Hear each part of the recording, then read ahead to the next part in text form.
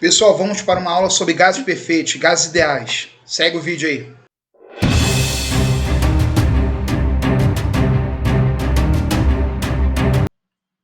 Existem algumas considerações para tornar, um gás perfeito um gás ideal. Gás perfeito e gás ideal é a mesma coisa. Então a pressão tem que ser baixa, tem que haver um espaço muito grande entre as moléculas desse gás, quer dizer, um gás rarefeito, e a temperatura muito alta. Agora é o seguinte, cara, algumas questões falam assim, considere o ar atmosférico como gás ideal, como gás perfeito. Então, tá aqui em vermelho, cara, ó, vai depender do exercício. Tem hora que ele fala, considere a atmosfera como gás ideal, e considera. Eu sei que a atmosfera é uma mistura de vários gases, temperaturas aleatórias, mas, pô, isso vai depender muito do exercício, tá? Equação de Clapeyron, pessoal. P de pressão, V de volume, N é o número de mols, tá? Quero discutir um pouquinho esse N, porque o número de mols pode ser calculado assim, ó, massa do gás sobre massa molar. Volume do gás sobre volume molar. Número de moléculas sobre o número de Avogadro. Então esse A aqui é o número de Avogadro, pessoal, que é 6,02 vezes 10 a 23, né? 10 elevado a 23. Então a gente pode calcular esse número de mols de várias formas diferentes, tá? Isso vai aparecer nas questões, e a gente vai usar cada relação dependendo do que a questão pede e do que ela fornece, tá? Esse R é a constante geral dos gases perfeitos, tá? Daqui a pouco a gente vai calcular ela. E esse T de temperatura. Vamos lembrar aqui uma coisinha, CNTP, né? Condições normais de temperatura e pressão. Estou a 0 graus Celsius, ou seja, 273 Kelvin, e a pressão de 1 atmosfera. Tudo bem? Na CNTP, 1 mol de qualquer coisa tem 22,4 litros. Isso é uma relação na química que você tem que saber. 1 mol de qualquer coisa, na CNTP, tem 22,4 litros. Então é o seguinte, como é que a gente pode calcular esse R, né? Esse R está aqui, pessoal. P de pressão, V de volume, N número de mols e T de temperatura. Só isolei o R, tá? E passei a galera que estava multiplicando para cá, dividindo. Então, ó, na CNTP, 1 atm de pressão, 22,4 litros. 1 mol, temperatura 273 Kelvin. Aí outra coisa, hein? A temperatura é sempre em Kelvin. Aqui eu estou falando de temperatura, não de variação de temperatura. Então, obrigatoriamente, tem que passar a temperatura para Kelvin, tá beleza? Se não passar para Kelvin, vai errar. Lembrando, como é que passa de Celsius para Kelvin? É só somar 273. 0 graus Celsius, 273 Kelvin. É muito comum aparecer a temperatura 27 graus Celsius. 27 mais 273, 300 Kelvin. Tudo bem? Tem que passar para Kelvin, tá, pessoal? Então, fazendo essa continha aqui, o que nós temos? 0,082 pressão em atm, volume em litro, número de mols em mol mesmo, e a temperatura em Kelvin. Esse R é a constante geral dos gases perfeitos, tá? Isso a gente vai usar como constante nos exercícios. Equação geral dos gases perfeitos. Eu tenho aqui um recipiente, né, contendo um gás num estado inicial, onde ele tem uma pressão inicial, um volume inicial, uma temperatura inicial. Lembrando aqui que se eu isolar, pegar a equação de Clapeyron e isolar o produto PV sobre T, isso aqui fica igual a NR, correto? Só peguei o T que estava aqui e trouxe para cá dividindo. Então ficou PVT igual a NR. Esse é o estado inicial do gás. Bom, agora indo para um novo estado, né, de termodinâmico desse gás. Então daqui para cá ocorreu uma transformação gasosa. O que seria uma transformação gasosa? Eu tenho 3 variáveis principais: pressão, volume e temperatura. Pressão é a tendência, a força que o gás faz para escapar do recipiente. É medido pelo número de pancadas que as moléculas produzem na parede interna do recipiente, tá? Volume é a própria capacidade que o gás tem de ocupar espaço. Então, o volume de um gás é o volume do recipiente, porque ele se expande e ocupa todo o volume que lhe é oferecido. E a temperatura, nós já vimos isso, né, anteriormente. Tem a ver com o estado de agitação molecular desse gás. Então, se eu alterar pelo menos uma dessas variáveis, eu estou realizando uma transformação gasosa. Então, de novo, o que é transformação gasosa? Tem pressão, volume e temperatura. Se eu mexer com pelo menos um desses caras, eu estou realizando uma transformação gasosa. Então, daqui para cá, eu vou para um novo estado termodinâmico, onde eu tenho a pressão final, um volume final e uma temperatura final. Sei lá, como exemplo, mexi na pressão do gás. Tudo bem? Então, de novo, isolando a temperatura aqui para baixo, eu tenho o produto NR sozinho de novo. Se eu mantiver a massa do gás constante, o N é constante e o R já é a própria constante, correto? Então, PVT igual a NR. PFVFTF igual a NR. Então, galera, é o seguinte, como esse produto PVT igual a NR, uma constante, e o produto PFVFTF igual a mesma constante, eu posso igualar esses produtos. Então, tem aí a equação geral dos gases perfeitos, tá? Também é conhecida, né, cara, devido à sonoridade, como PVT POVOTO. É só colocar O aqui em PFVFTF, tá? Estado inicial do gás, estado final do gás. Sempre vamos fazer assim. Vocês vão ver no exemplo do exercício que eu vou equacionar desse jeito, tá? Estado inicial do gás, estado final do gás. E a gente vai ver o que tem ali em cada situação, o que muda, né? Por exemplo, mexendo com a pressão de um lado, o que vai acontecer com a temperatura do outro? Transformações gasosas. Bom, temos a transformação isotérmica, que vem da lei de Boyle. Lei de Boyle fala o seguinte, que a temperatura constante, pressão e volume se tornam inversamente proporcionais. Isso aí é evidenciado, inclusive, né, no processo de você mergulhar.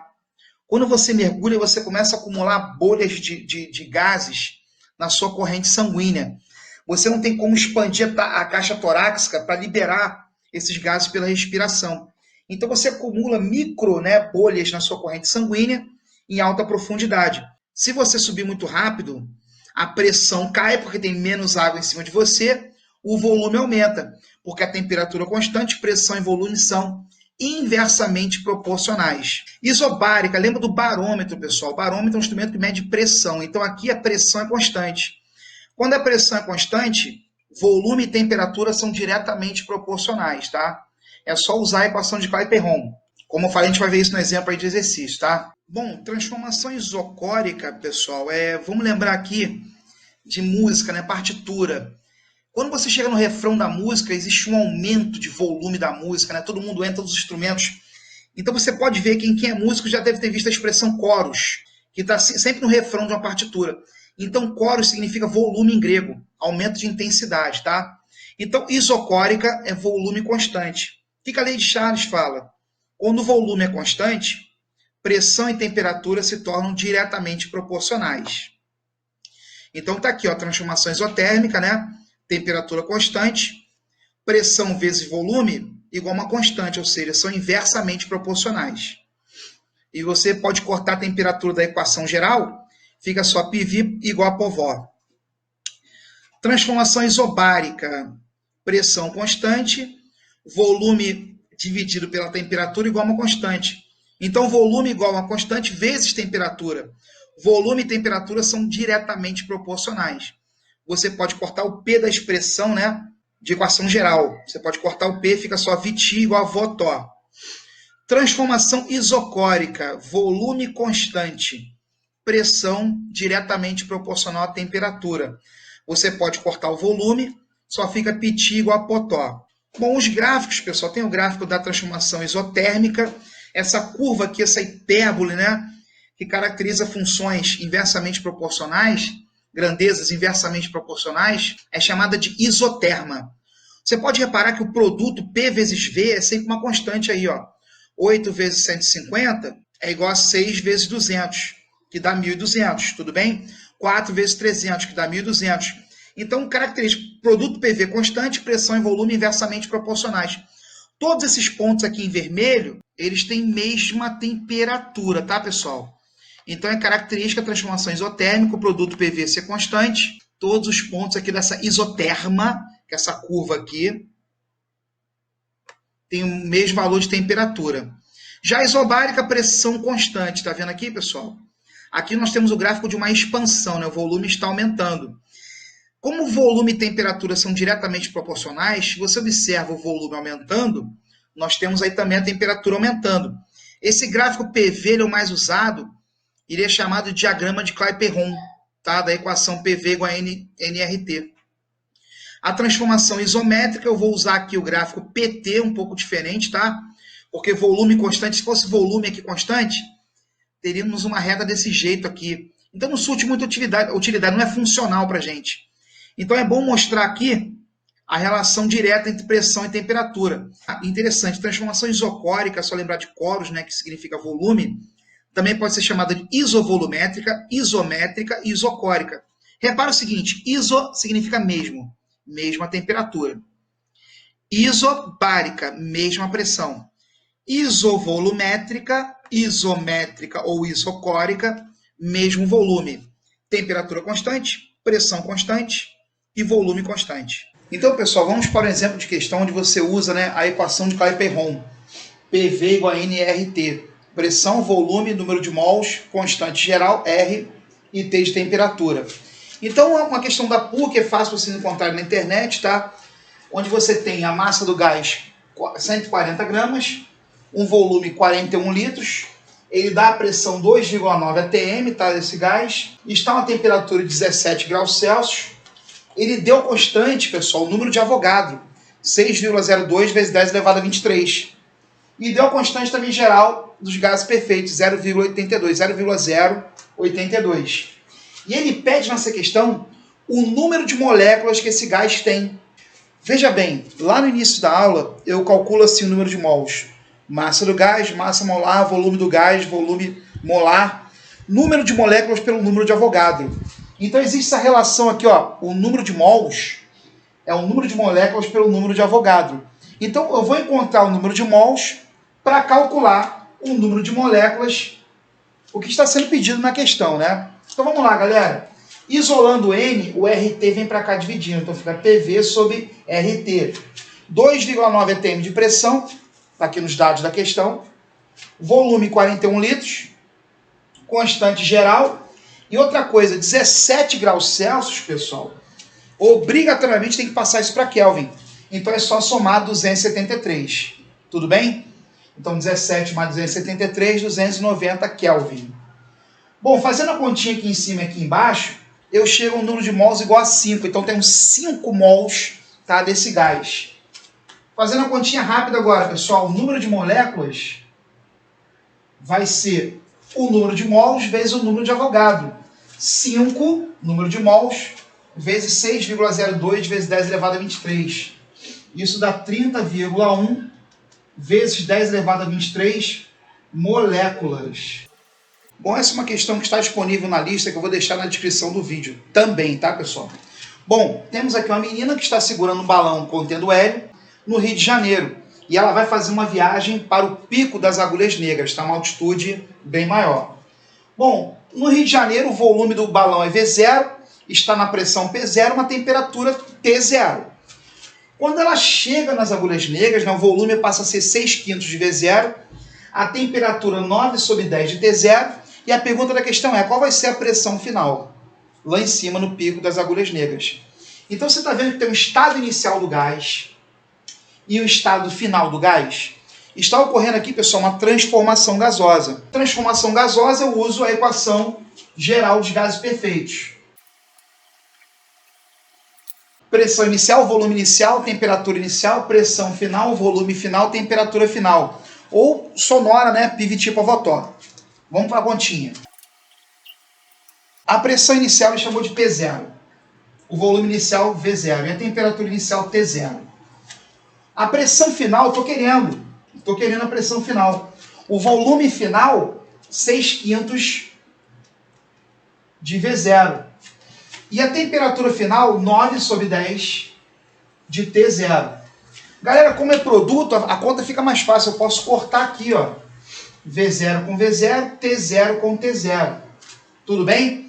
Repetindo a primeira e multiplicando pelo inverso da segunda, eu tenho P0 igual 6/5 de P0 vezes o inverso da segunda, 10 sobre 9. Simplificando aqui dá 2. Simplificando aqui dá 2 e 3. Então 4/3, né, galera? Passando para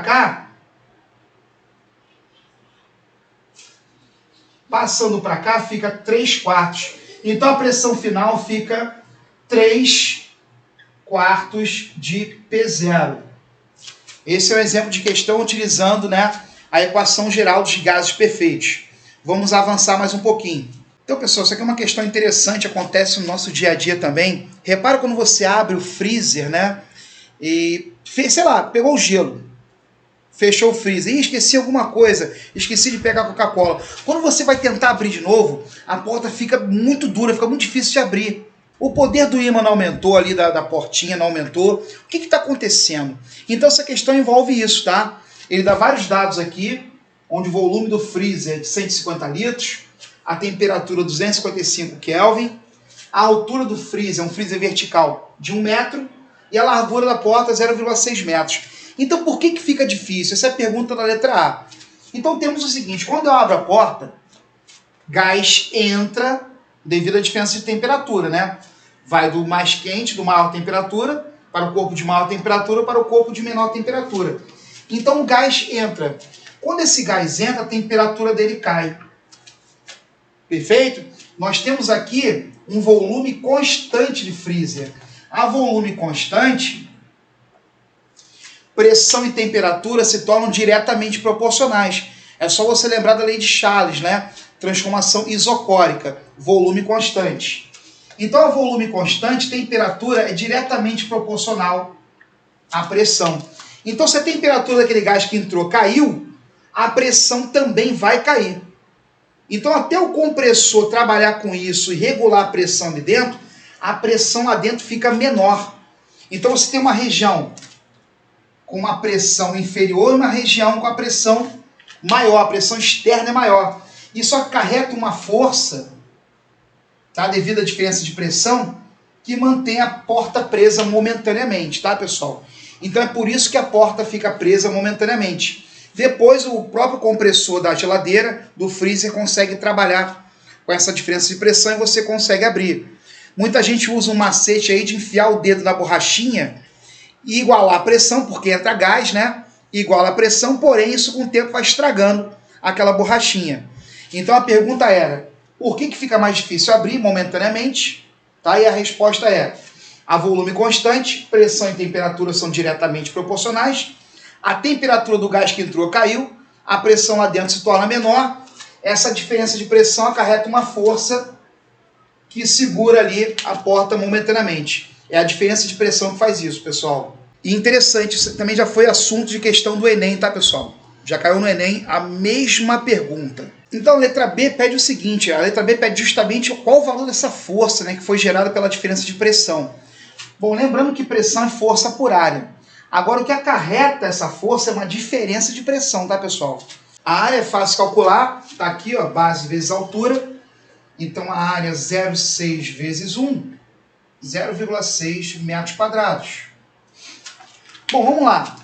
Ela fala o seguinte, quando abriu a porta do freezer, o gás entrou, a temperatura externa 27 graus Celsius, 300 Kelvin, a pressão externa 1 vezes 10 a 5 newtons por metro quadrado, tem aqui pressão e temperatura no estado inicial do gás que entrou no freezer.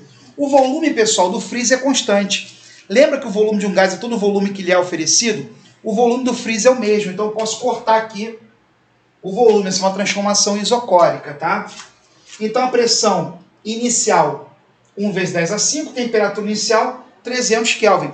Ele fala depois que fecha o freezer, a temperatura vai para menos 3, a temperatura média vai para menos 3 graus Celsius, ou seja, 270 Kelvin. Fazendo essa continha aqui, eu chego a 0,9 vezes 10 elevado a 5 newtons por metro quadrado. O que isso significa? A pressão interna se tornou menor que a pressão externa. É isso que vai acarretar essa força, né?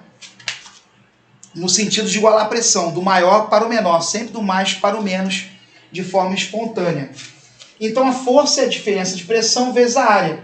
A diferença de pressão entre 1 e 0,9 vezes 10 a 5, 0,1 vezes 10 a 5, vezes 0,6, dá 0,06 vezes 10 a 5. 6 vezes 10 ao cubo newtons. Espero ter ajudado, até a próxima.